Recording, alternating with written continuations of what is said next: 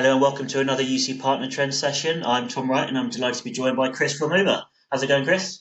Pretty good. How about yourself?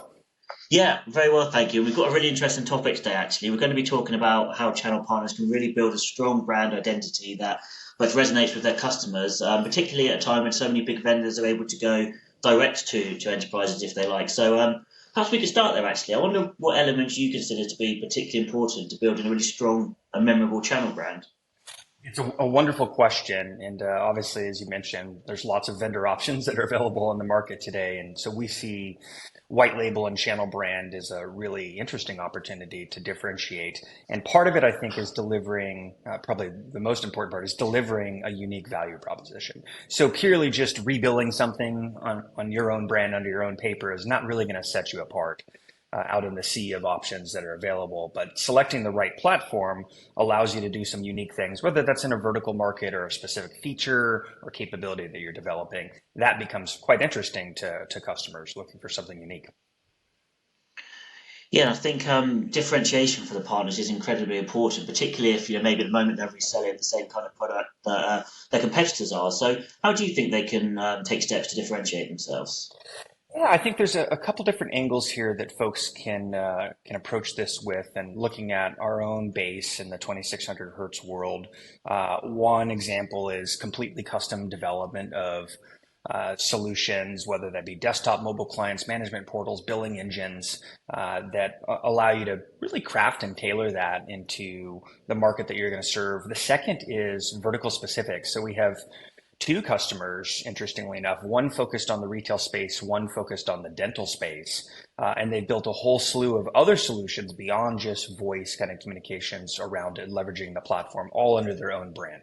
And so the value proposition in that case is very targeted. You look at vertical markets with unique capabilities that go beyond just UCaaS that ties into how you operate and efficiently manage those businesses. And that's the really fun stuff because you're kind of stretching out and shining here beyond just what core UCaaS or CCaaS does in the market. Yeah, I can see why those two examples would be fantastic for those businesses in those verticals, but I imagine that comes at some sort of investment in time and resource in general across the business. And one of the things we're going to be talking about today is white label services, which I imagine takes a lot of that away from the partner. So just wonder if you could talk through how you think white labeling can help address some of the problems we mentioned about at the start of the conversation and help channel partners kind of maintain that strong brand they've been building. Yeah, and part of that is selecting the right platform that allows this. And there are different offerings out in the market, of course, that do this, but make it very easy to brand, make it very easy to integrate in with billing systems. So if you go back 10 years or so, this was a lot more challenging in the industry. And so fast forward, the tools and the APIs, kind of the templatization is all there to make this a lot more approachable. But it is an investment, and companies need to be sure that they're willing to make that investment. And more importantly, again, to the original point, find a differentiation, find a unique value proposition, because it's purely you're just putting it under your brand and there's nothing else that's different compared to all of the UCaaS options. You're going to have a difficult time finding significant traction. Yeah, I just wondered if we could go into a little bit deeper into some of those points actually, and if you could talk through some of kind of the common hurdles that channel partners might find when they're implementing a white label strategy and how these can be overcome. So the biggest that we obviously have to be aware of in our industry is taxes. And that's a unique thing around telecom in the US in particular.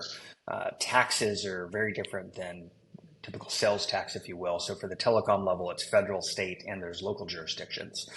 So understanding the complexity of how to calculate all those taxes, more importantly, remitting those taxes to all of the entities is crucial in this because there can be some pretty hefty fines from various jurisdictions as well. And there's some good tools out there to assist with all of this, but it is a process, obviously, that you have to go through.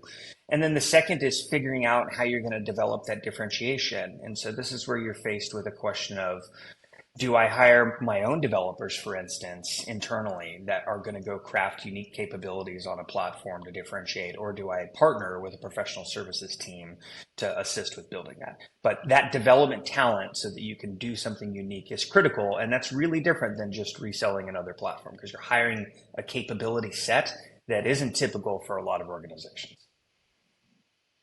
I think it might be nice just to finish by talking about what you guys are doing. How are you working with partners to help them retain business, and how can we expect to see you develop your channel strategy over the course of this year? Yeah, absolutely. So for us, there's obviously the typical thing around assets that help with the selling motion, of course, and that's for folks that haven't been exposed to selling UCAS or CCAS, for instance. And obviously, we have a lot of lessons learned from the UMA side doing this through our traditional routes to market that we apply to 2600 hertz for the wholesale white label.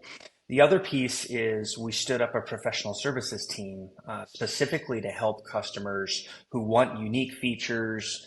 They don't have the development talent and making it affordable and approachable. So it allows partners to come up with the story or the vision in their mind, and we're able to help them go execute on building that. And it's kind of a good way to dip your toe into that development talent. And over time, you can begin to hire those resources on your own. And then, of course, broadening the capabilities of the platform. So for us, it also serves as a CPaaS platform, interestingly enough. So we see that as a very vibrant opportunity in the channel for folks to take advantage of crafting programmable voice or messaging solutions out in the markets for large enterprise customers to vertical markets. So the whole thing's becoming pretty interesting with the power that you have and these types of platforms to create unique value for customers, which is what matters at the end of the day. Yeah, I think it's certainly an interesting time for channel partners. There's lots of challenges, but also lots of opportunities. And I appreciate you taking us through some of the things they can do there to stay competitive in the market. Perfect. I appreciate it, Tom. Yeah, thank you for joining us. And thank you everyone for watching. Remember, you can follow the full UC Partner Trends series via the UC Partner Trends hashtag and on ucstay.com. That's all from me. Thanks for watching.